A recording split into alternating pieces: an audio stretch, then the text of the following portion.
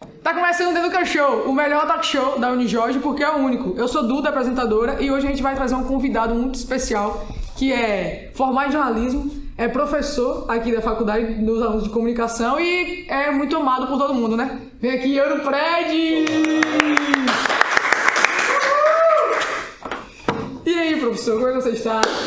Tô só com um pouquinho de sono, mas eu tô tranquilo. Você sempre tá com sono, né? Aham, eu durmo muito mal. E aí, conte aí, como é que foi a sua trajetória para chegar até aqui, até o professor da Unijorge? Eu acho que assim, eu nunca pensei em minha vida que eu ia ser professor. Nunca passou pela minha cabeça. Mas eu também nunca pensei que fosse jornalista, nunca passou pela minha cabeça, nem que eu fosse pesquisar cinema, nunca passou pela minha cabeça. Então eu acho que muitas coisas aconteceram a despeito do que eu queria, sacou? Tipo assim, as coisas aconteceram e eu tentei responder da maneira mais adequada possível a elas. E eu também colei muito em pessoas que me pareciam confiáveis. Por exemplo, eu só escolhi jornalismo porque minha namorada na época escolheu jornalismo. Foi o único motivo. E eu só escolhi academia depois, aqui eu estava na graduação, um amigo meu chamado Vinícius, a gente começou a fazer o TCC juntos. E aí foi aí que eu pensei, porra, velho, eu posso tentar alguma coisa com mestrado e tal, ensinar, e acho que isso tem uma consequência bastante grande do que eu estou fazendo agora. Mas hoje você se formou em jornalismo, mas hoje você trabalha muito na área do cinema, né? Você pesquisou lá na... Sua pós foi voltada para mídias audiovisual. Isso, a minha pós, ela foi na faculdade de comunicação, que é a Facom, mas foi num programa de pós-graduação chamado Pós-Com, que é o programa de pós-graduação em comunicação e culturas contemporâneas. Aí nesse programa tem várias linhas de pesquisa, uma das minhas linhas era análise de produtos da linguagem midiática. O filme é um desses produtos. Então, assim, eu não sou exatamente um produtor, né? Eu não estou aqui com o know-how que vocês têm, quanto a áudio, quanto a isso. Meu negócio é ver filme e falar mal dele. Mas o que foi que fez? Tipo assim, eu tô jornalismo, mas eu vou voltar agora para isso. O que foi que você... Eu descobri que jornalista é muito inconveniente, muito insuportavelmente inconveniente. Eu sou jornalista. E eu não queria viver isso, entendeu, velho? Eu não queria ficar mandando follow-up pra pessoa. E aí, respondeu? Isso não tá no meu espírito, sabe, velho? E aí, professor, o senhor respondeu? Mas, fale aí então, qual o filme favorito seu, assim, da infância? Da infância. É mais fácil responder assim, né? Porque eu acho que o filme favorito é difícil de responder, porque sempre tem um filme favorito em determinado momento. Sim. Mas eu acho que na infância, quando eu era criança, eu gostava muito do Rei Leão, que foi o último filme que eu me lembro que me fez chorar. Tipo assim, de verdade. E não é porque, eu não choro em filme, não. Minhas reações a filme são estranhas. Quando eu vi Clube da Luta, eu tive febre, velho. Como assim? Tem uma doença, uma condição chamada Síndrome de Stendhal. É uma doença que promulga a ideia de que uma pessoa ela pode ser tocada tão profundamente pela obra de arte que ela pode passar mal. Teve um cara que morreu vendo um quadro da Vênus de Milo no museu lá. Que isso? Pois é, então assim, nesse caso eu acho que eu tive um leve caso de síndrome de Stendhal, entendeu? Mas depois eu tomei uma de pirona e ficou tudo resolvido. Tá, entendi. E me conte, quem é Euro atrás assim, do professor que a gente conhece? Quais são as suas paixões? O que você gosta de fazer? Olha, por incrível que pareça, eu digo incrível que pareça pra mim, não sei se é pra vocês, mas por incrível que pareça, eu gosto de dar aula, velho. Tipo assim, é cansativo, vocês são insuportáveis muitas vezes, blá blá blá blá. Mas, é sério, eu falo brincando, mas tem muita gente que eu adoro aqui, mas mais do que isso, eu descobri que a aula é uma espécie de psicanálise pela qual você recebe dinheiro e que não tem um analista pra ficar te enchendo o saco. Então é tipo assim, a aula é como se eu estivesse traduzindo as coisas que estão dentro de mim na linguagem do assunto. Então falar é uma coisa que foi descoberta desde antes, falar faz bem, falar cura doenças. Na aula eu acho que isso tem muito a ver, sabe? Uma pessoa que precisa se expressar, que tem muita necessidade de expressão num lugar como um professor, ele tá exercitando essa capacidade o tempo todo. E ninguém na sala pode mandar o seu calar a boca, né? Por quê? Porque é professor, né? Poder até pode, mas assim... Mas ele vai sair da sala. Vai sofrer, exatamente. Mas me diga aí, eu vi que na sua pesquisa eram filmes voltados para uma comédia que era a Chanchada, exatamente. E me conte aí quais são... Se a sua vida fosse um filme de comédia, Qual seria? qual seria? Caralho. Aí eu acho que depende do que a gente vai interpretar como comédia. Tem gente que interpreta como comédia... A sua comédia. Tem gente que interpreta como comédia Esperando Godot. Você sabe qual é Esperando Godot? Esperando Godot é uma obra de teatro em que tem dois caras andando, e aí um vira pro outro e fala, você tá fazendo o que aqui? Aí o outro fala, tô esperando Godot. Aí o cara, e você? Aí ele fala, eu também. Aí eles continuam andando, aí termina o primeiro ato. Aí o segundo ato é depois deles um pouco mais velhos, a barba tá crescida, tem mais... A árvore mudou porque tá em outra estação. Aí o cara, e aí, você tá fazendo o que ainda agora aqui, porra? Aí o cara fala, esperando Godot.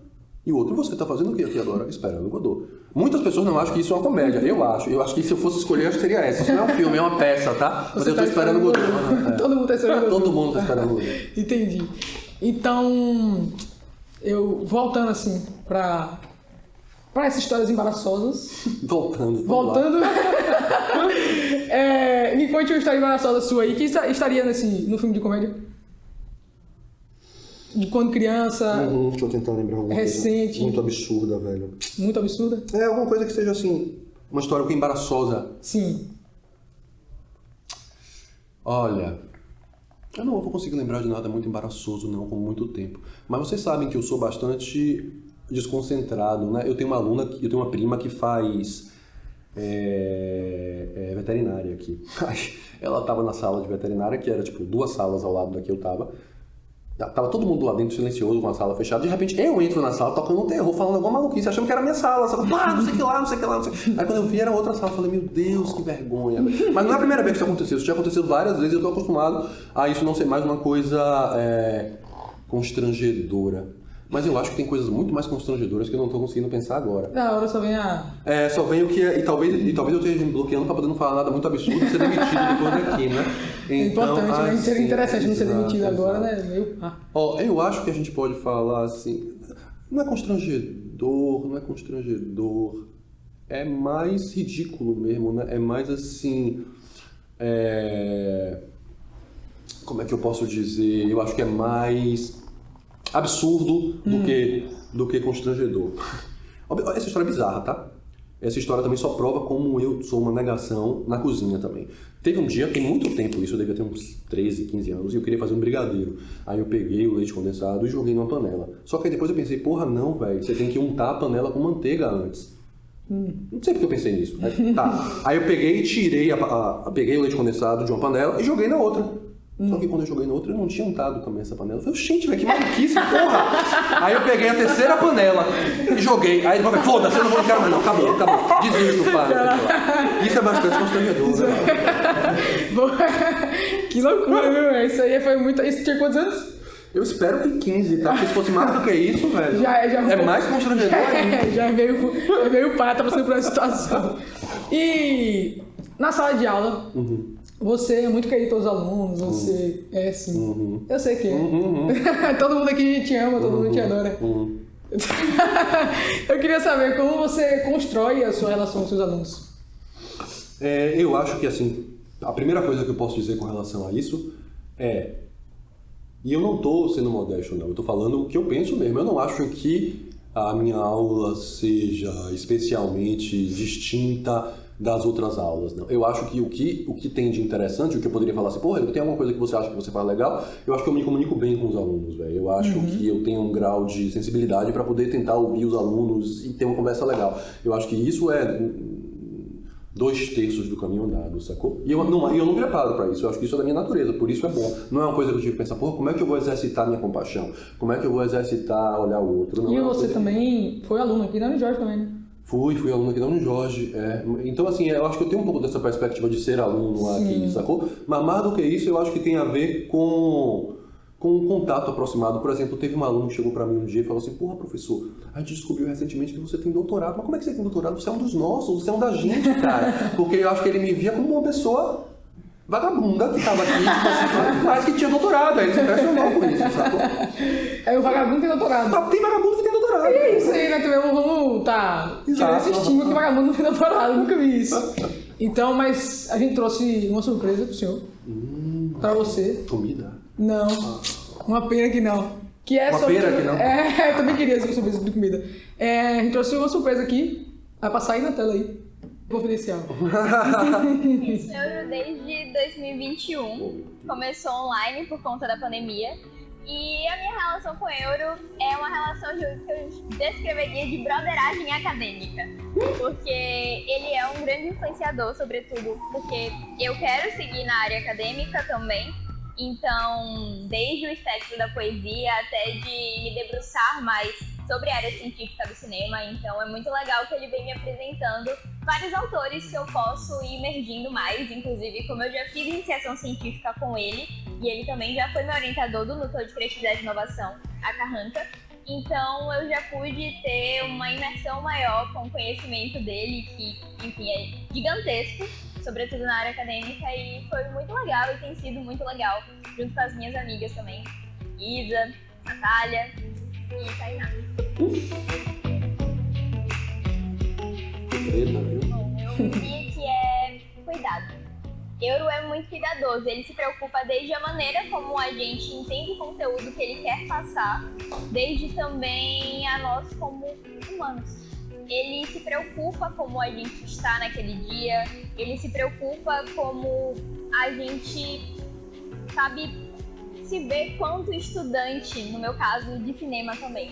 Então ele se preocupa nos mais diversos contextos, eu acho isso muito legal, porque ele olha pra gente por perspectivas que talvez, enfim, em algumas outras situações acadêmicas as pessoas não olhassem. Por exemplo, cuidados com a nossa saúde mental. Importante. Quem é maluco se preocupa com essas coisas. Na época da pandemia, eu ajudei muito o Euro na monitoração mesmo da disciplina que ele estava dando, que, enfim, era para diversos cursos. E depois, quando a gente se encontrou presencialmente pela primeira vez, ele me deu um livro que se tornou um dos meus livros favoritos, que é o livro das Ignorâncias, de Manuel de Barros. E é um livro que, enfim, é muito especial pra mim. Olha que Manuel de Barros maravilhoso.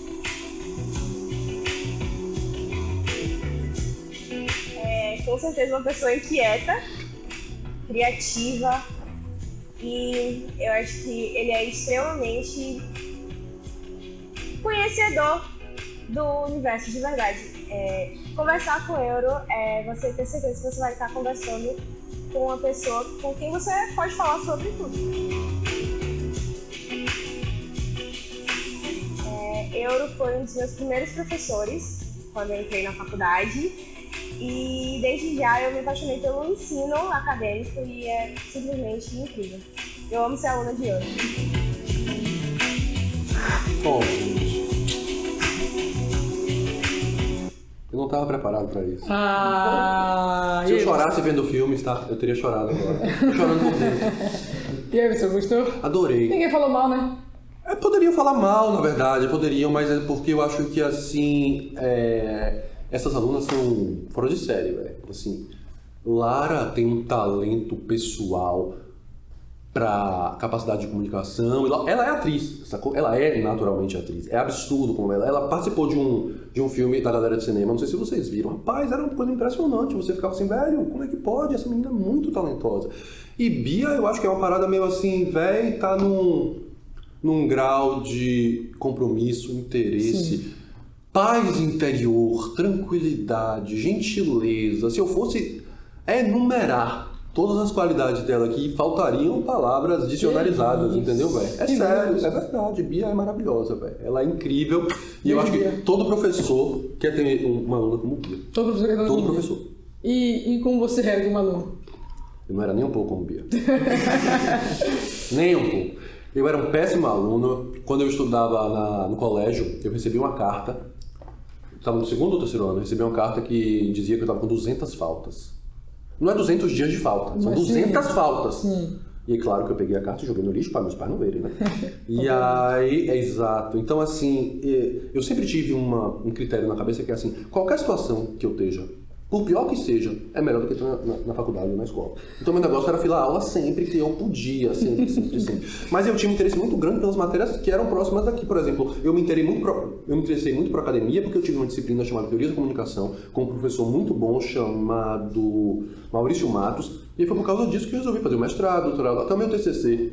daqui, que foi a análise de um filme chamado O Prisioneiro da Grade de Ferro. A gente só fez porque a gente partiu desse primeiro momento aí. Então, assim, por um lado, eu não diria que eu fui um aluno muito compromissado, mas por outro, eu acho que eu era um aluno que já tinha na minha cabeça, talvez não, mas no meu coração, o que eu ia fazer, essa coisa. Sim, assim. o que você gostava, você fazia. O que eu gostava, eu fazia. Depois, eu acho que eu percebi que algumas coisas que eu não fazia, eu poderia gostar também. Mas é uma coisa que vem com a maturidade mesmo, né? Você não descobre na hora. Então, assim, no trabalho, você era... Os trabalhos... Eu tinha muito problema pra me comunicar, eu não gostava de falar, então eu chegava pra galera e falava assim, velho, eu vou fazer o trabalho todo, mas eu não vou falar nada. Nada. Se vocês quiserem, vocês se virem. Isso no colégio, pá. Graduação um pouquinho, mas no mestrado, como todo dia você tem que conversar sobre textos dos mais diversos, isso acabou completamente. E você era aquele cara que ficava assim, muita panelinha, era extrovertido aqui? Eu ficava com minha panelinha, mas era uma panelinha bem pequenininha, eram 3, 4 pessoas. Era ali aquela que frita ovo, assim, né? Isso, exatamente. Uma frigideira. E o seu professor favorito aqui na Unijorge, qual foi? Meu professor favorito aqui na Unijorge não foi professor meu. Ele era professor de letras, o nome dele é Marcos César Botelho. Como é que tudo começou? Esse cara ele fez um curso de linguagem cinematográfica aqui, só que não tinha cinema, não tinha nada de cinema aqui, só tinha jornalismo, publicidade, letras. Mas ele, por ser de letras, fez um curso de análise cinematográfica. Eu fui com esse meu brother Vinícius e a gente ficou fascinado. E aí a gente chegou para ele e falou, velho, a gente quer que você oriente o nosso trabalho de conclusão de curso. E ele topou. E aí, assim, depois do mestrado e doutorado, eu estava sempre discutindo com ele os meus trabalhos. Ele estava na minha banca de doutorado, ele era um dos avaliadores. Assim, foi uma parada muito bonita, foi muito agradável, foi muito... Já aqueceu o coração eu poder entregar a ele esse material, sendo que foi ele quem me fez começar a fazer essa correria, sacou? Sim, muito massa. E sua matéria favorita na faculdade? Teoria da comunicação. Teoria da comunicação foi essa? Não, você é mais teoria, você não gosta muito da prática. É porque eu não faço essa separação desse tipo, velho. Eu acho que a teoria é uma prática. Sim. Por que a teoria é uma prática? Porque a teoria é uma praxis. A teoria é um fazer. Toda prática é um fazer. No fato de ser um fazer, a teoria é uma prática. A diferença é que a teoria é uma prática que se debruça sobre outras práticas. O que é a teoria do cinema? É uma teoria que se debruça, é um fazer que se debruça sobre outro fazer, que é o cinema. O que é a teoria da literatura? É um fazer que se debruça sobre outro fazer, que é a literatura. Então, assim, eu não faço tanto essa distinção entre prática e teórica, mas eu entendo o que você está querendo dizer assim. Eu não gosto muito de filmar, eu não gosto muito de operar esse material.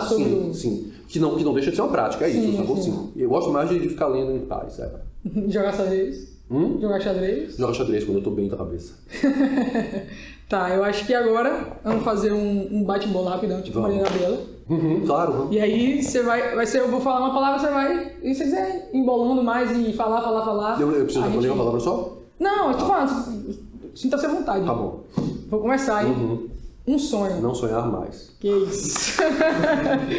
O pior aluno é aquele que... O pior aluno é aquele que não valoriza o investimento que foi feito para ele estar na faculdade, véio. Independente se esse investimento veio do FIES ou de seus pais, ou seu. Sim. Pra mim esse é o pior aluno, velho. Porque às vezes eu vejo assim, tem uma disciplina em particular que eu fico vendo a galera lá e a única coisa que eu consigo pensar é, velho, vocês devem ser muito ricos. Porque vocês vêm pra cá e não estão interessados na aula, brother. Tipo, o que vocês estão fazendo aqui? Eu acho que esse pensamento é um pensamento muito mesquinho dessa galera, porque é dinheiro, sacou? E é dinheiro de alguém. E dinheiro de alguém significa trabalho de alguém. Nesse sentido, é como se você estivesse pegando um trabalho, um pedaço do trabalho do seu pai, um pedaço do trabalho da sua mãe, um pedaço do trabalho do contribuinte, que foi quem bancou o seu FIES, e dissesse, seu trabalho não vale nada. A mesma coisa era no mestrado. Tinha um bocado de gente que estava lá ganhando bolsa e fazendo um trabalho extremamente vagabundo, velho, fazendo um trabalho medíocre, sabe? Como que você ficar pensando assim, você diz que fica defendendo os pobres e os desvalidos, mas você não pensa nem duas vezes em pegar o dinheiro do contribuinte. E pra você, sem dar um retorno. Então, assim, eu acho que esse é uma parada que me incomoda muito, porque isso é uma espécie de roubo, sacou? Sim. O melhor aluno é aquele que... O melhor aluno é aquele que apesar de ter uma cabeça aberta e tá disposto a conhecer muita coisa, ele consegue descobrir um meio termo entre o que vem de fora e o que é dele. Eu acho que conseguir caminhar nesse caminho do meio, tipo assim, sem magoar algo que seja seu, mas ao mesmo tempo se abrindo pro que é novo, é a melhor maneira de você não só ser aluno, mas de você caminhar pela vida, né, velho? Tipo assim, porque é muito fácil você se deixar contaminar por todas as opiniões do outro. Claro, você tá ouvindo elas o tempo todo, você não tá tendo tempo pra refletir, ainda mais na nossa vida de rede social. Passa tudo muito rápido, sabe? Então eu acho que seria importante nesse caso, assim, ter mais essa atenção. Saber ouvir o outro, mas ter o seu. Saber ouvir o outro, mais do que saber ouvir o outro, eu acho, é ter uma perspectiva aberta com tudo, porque não é só o outro, não. É a obra de arte, é você mesmo, que às vezes você é um outro, sacou? É você ter a capacidade de se olhar de outro olho que não seja o seu. Isso também é muito importante, tipo assim, esse é um ato, tipo, é um ato que te distancia um pouco do egoísmo, sacou? É um ato que você consegue olhar pra você e pensar assim, pô, é como se fosse uma meditação, uma oração. Você olha pra você e pensa, porra, velho, será que isso que eu tô fazendo é certo ou será que não? Eu acho que essa é uma forma interessante de você avaliar como é que você tá seguindo. Ser professor é? Ser professor é muito divertido, velho. Como eu falei antes, eu gosto muito de falar, eu gosto muito de preparar a aula. Eu acho, porra, muito, muito fascinante.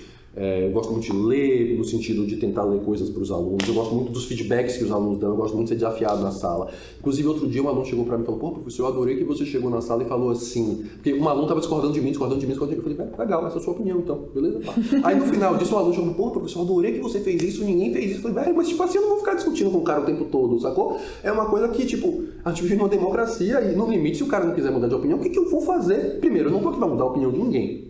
Pra mudar, não. Eu tenho umas coisas pra falar. Se isso entrar na cabeça de vocês, massa. Mas não tem como eu abrir isso e enfiar na cabeça de vocês. Então, assim, por isso que aquela postura que eu tinha falado antes, de estar um pouquinho aberto pro que vai aparecer, é uma postura legal. Porque muitas vezes a galera chega aqui, não quero ler. Não quero não sei o que lá. Não quero não sei o que lá. Como se a faculdade fosse um pacote que você pudesse escolher, como se fosse customizado. Sim. O cinema é? O cinema é uma arte extremamente completa, velho. É uma arte que conglomera a dimensão de todas as outras artes que a gente conhece, né? O cinema não é à toa que ele é chamado de a sétima arte, porque o cinema tem escultura, o cinema tem a narrativa da literatura, o cinema tem pintura, o cinema tem música, o cinema tem arquitetura, enfim, o cinema tem diversas artes e eu acho que talvez o cinema seja uma espécie, guardadas as proporções, né? O cinema é uma espécie de linguagem universal, porque ele fala da perspectiva da visão. Então eu acho que como manifestação artística, o cinema é muito singular. O que dá pra você fazer em cinema, não dá pra você fazer em literatura. O que dá pra você fazer em cinema, não dá pra você fazer num quadro. O que dá pra você fazer... Por isso que as coisas geralmente viram filmes, e não os filmes viram livros. Outros motivos, claro, existem, né? Mas assim, de maneira geral, é por isso que acontece esse caminho, né? As coisas primeiro virarem livros, depois virarem filmes. Respondi? Respondeu. Meu maior medo é... Chegou na parte profunda. Meu maior medo meu maior medo, velho, eu acho que é... Meu melhor medo, se eu fosse na psicanálise ia ser maravilhoso, eu ia ficar 3 horas só falando disso, porque meu maior medo eu acho que assim, na verdade eu acho que todos os medos derivam fatalmente do medo da morte, mas eu acho que para além disso, eu teria muito medo de uma solidão na qual eu não me satisfizesse, sabe? Porque assim, eu gosto muito de ficar só, eu sou uma pessoa bastante solitária, mas eu me satisfaço. Então assim, uma solidão na qual eu não me satisfizesse seria desesperadora. Eu acho que eu teria bastante medo disso. Um arrependimento? Eu me arrependo de não ter ido fazer um pós-doutorado em Nova Orleans e depois um outro na mesma época, na verdade. Nova Orleans e um outro em Munique. Não dá pra mais não? Talvez, vamos ver o que acontece. Né? Mas antes as oportunidades estavam abertas mesmo, sacou? Sim. Mas aí teve alguns problemas sérios. Uma professora ficou doente, ela não podia mais. Mas eu queria muito ir para Nova Orleans, muito. Queria muito ir para Munique também. Ainda considero bastante a possibilidade de sair daqui. O que eu menos gosto em mim? O que eu menos gosto em mim? Eu sou um pouquinho demais, velho. A little bit too much, sabe? Isso tem a ver com como eu falo muito, é insuportável se você... às vezes eu canso as pessoas, eu acho. Eu posso estar errado, sacou? Mas às vezes eu sinto que eu... Ou então talvez isso seja uma transferência. Eu fico pensando assim, pô, se eu estivesse no lugar dessa outra pessoa, será que eu ia cansar de estar me ouvindo? Você gosta de ouvir muito o pessoal? Gosto, mas eu gosto mais de falar. É sempre melhor falar. Eu gosto de ouvir, não tenho problema com ouvir não. Mas eu gosto de falar. Qual era a pergunta mesmo? O que eu menos gosto em mim? Eu acho que às vezes eu sou um pouquinho demais. Só que eu acho que isso é pro bem e pro mal, sacou? Eu sou um pouquinho demais e isso termina permitindo que eu consiga me articular bem, falar bem, mas às vezes eu fico falando um bocado de coisa, sabe? Tipo, só porque eu quero falar e porque o silêncio é constrangedor naquele momento. Tem silêncio, é muito constrangedor. Nossa, tem que demais. ficar silêncio aqui agora, ia ser muito... Vamos.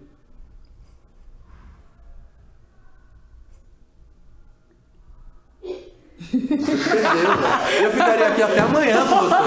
Eu não consegui, velho. Em contrapartida, contrapartida, o que eu menos gosto de mim, mas o que eu mais gosto de mim. Bem filosófico, tá? Isso aqui. O que eu mais gosto em mim... O que eu mais gosto em mim é que de vez em quando eu percebo em mim uma vontade pro bem. Quando eu digo isso, eu tô querendo dizer, obviamente, eu não tô dizendo que eu sou uma boa pessoa, não. Todo mundo tem demônios dentro de si, sacou? Mas uma coisa que eu gosto muito é quando eu consigo olhar para minhas atitudes e pensar, porra, eu fiz uma coisa errada. Sabe? Apesar disso ser meio ruim, porque isso também é um pouco daquela má consciência. Exercitar a má consciência não é uma coisa tão boa assim, não. Mas eu acho que é legal você conseguir parar e se analisar, sacou? Parar e pensar assim, porra, será que isso que eu tô fazendo é certo? Porque eu tenho certeza que 99% das coisas que eu faço não são necessariamente certas. Não tô dizendo que são erradas. Eu tô dizendo que eu não faço querendo fazer certo nem errado, eu faço, sabe? Mas eu acho que talvez essa atitude reflexiva de pensar sobre o que eu tô fazendo seja algo legal. Não sei se é o melhor ou não. Tem coisas melhores, mas eu não quero falar que não, porque eu não quero parecer presunçoso. Fala aí, Não posso. Pode falar. Brincadeira. Quando eu publicar tudo que eu tenho guardado no baú, vocês vão saber, tá? Caraca. Quando vai ser? Depois que eu morrer. Vai ser tá. póstumo. Tipo o Que Clarice nem a Emily Lispector. Dickinson, o quê? Clarice Não Lispector. deixou a entrevista só depois, né? Mas a poetisa que eu falei, Emily Dickinson, ela deixou tudo, 1.800 poemas dentro do baú. E aí? Tinha o que lá? Poemas maravilhosos, só que ela nunca tinha mostrado pra ninguém. Incríveis, maravilhosos. Ela morreu sem ninguém conhecer ela. Mas ela deixou que, tipo assim, eu deixei pra quando eu morrer... Tá, quando eu morrer, abrissem. Ah, tá. Não, então não foi não intencional, deixou lá. Isso. Pô, aí essa podia ganhar muito dinheiro e não quis. Podia. Mas eu acho que aí por trás disso ela gostava de arte mesmo, que nem Van Gogh, né, velho? Tipo assim, Van Gogh não tava nem um pouco preocupado com dinheiro. Pra dinheiro ele ligava pro irmão. E aí, mano, tô precisando de uma grana. Faz um pix. Faz um pix aí também. E por último, Já? bem Maria Gabriela também. Euro por euro, fale de você. Euro por euro? Defina você mesmo. Eu sou uma pessoa extremamente agoniada. Quando eu era criança e algum amiguinho meu ia me visitar no dia seguinte, eu não dormia a noite anterior toda. Já vestia a roupa. Já na atenção, bateu um baba já com tipo, a roupa do Bahia. A roupa do Bahia. Então assim, eu sou uma A pessoa... bola na cama. Eu sou uma pessoa bastante agoniada, mas eu não acho que essa agonia seja de todo ruim, não. Eu acho que essa agonia é um reflexo de uma necessidade de expressão muito grande, sacou? E quem não consegue se expressar da maneira que precisa, termina descompensando em outras maneiras. Eu acho que, por exemplo, o fato de eu falar muito com a mão tem a ver com isso, sabe? Quem precisa se expressar muito, não consegue se expressar só com a boca, termina usando o que tem, sabe? Então, assim, qual era a pergunta mesmo? Euro por euro. Além de ser agoniado, estou esquecido, como deu para perceber aqui agora, porque eu esqueci a pergunta que você tinha acabado de fazer. Então, eu esqueço muito as coisas, por isso eu vivo com um bloquinho de notas, anotando as coisas, mas às vezes também me passo. Outro dia eu estava dirigindo, e aí surgiu uma ideia na cabeça. E aí eu pensei, preciso anotar rápido. E aí peguei, só que eu tava dirigindo, então eu peguei o celular, botei naquele negócio de falar, mas não de falar pra gravar a voz, de falar que traduz a voz pra texto. Sim. E aí eu falei o que eu tinha pensado lá, eu fui pra casa de um amigo meu, a gente bebeu, não sei o que lá, papapá. No outro dia, eu acordei e pensei, porra, velho, tem uma parada escrita aqui, eu acho que ficou de fuder, vai dar pra fazer um conto massa, não sei o que lá. Aí quando eu abri, tinha escrito assim, Machado Vermelho 27. Eu não sei o que eu posso ter falado no computador, ter entendido Machado Vermelho 27. Ou talvez você falou Machado Ou talvez Vermelho eu não consegui pensar exatamente. Foi um código pra você, na hora que eu falar Machado Vermelho 27, eu vou lembrar desse filme, e não conseguiu. Mas eu acho que esquecimento, agonia e uma vontade de expressão. Acho que essas são as 3 características que eu poderia... Vontade de expressão, acho que sim. É o seu tripé. É o meu tripé. Esse foi o The Lucas Show, senhoras e senhores. Esse foi o Europrex. Muito obrigado, professor. Quase deu certo. Muito obrigado. Volte sempre. Agora é um aperto de mão. Foi um prazer, amigo. Foi um prazer, foi nosso. Volte sempre aqui. Valeu, muito obrigado. Assista até o final.